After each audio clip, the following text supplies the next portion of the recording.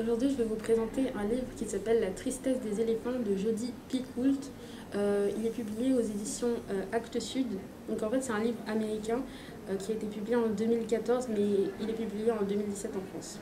Donc en fait, c'est l'histoire d'une jeune fille qui s'appelle Jenna et qui vit avec sa grand-mère depuis une tragédie. Parce qu'en fait, ses parents s'occupaient d'éléphants en quelque sorte. Enfin, ils étaient les directeurs d'un zoo.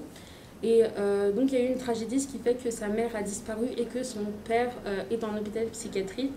Et donc elle ne sait pas pourquoi sa mère a disparu et elle cherche du coup à la retrouver. Donc en fait c'est un peu l'histoire de cette quête qu'elle va faire avec un ancien policier qui n'a pas réussi du coup à retrouver sa mère et une voyante. C'est un peu bizarre. Alors l'histoire,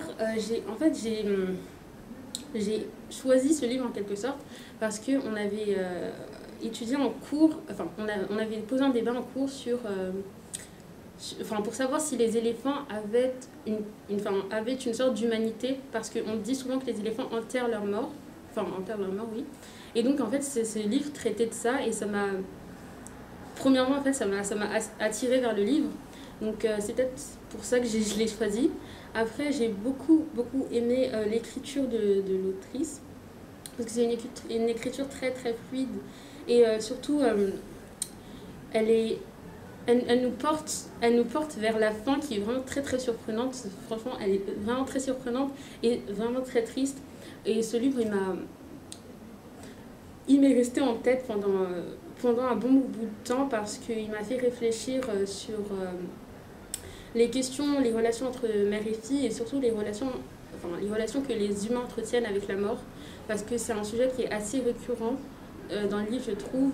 Après, les personnages sont très bien développés, mais peut-être un peu moins que l'histoire, parce que souvent, en fait, ils se caractérisent par rapport à leur fonction. Par exemple, la voyante, du coup, elle va être que voyante, même si on aura quand même un développement à la fin.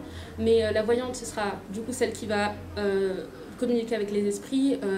L'inspecteur, ce sera celui qui qui aura cet esprit plutôt pratique.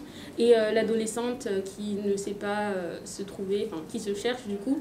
Et ça, c'était peut-être un peu dommage, mais après, vraiment, il y a une avancée des personnages, une avancée de leurs relations, et au-delà des standards traditionnels d'un roman, des histoires d'amour, etc., on passe vraiment un agréable moment et on découvre du coup plein de choses, et notamment sur les éléphants. J'ai appris beaucoup de choses dessus.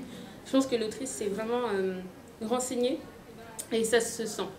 Voilà, du coup, c'était tout.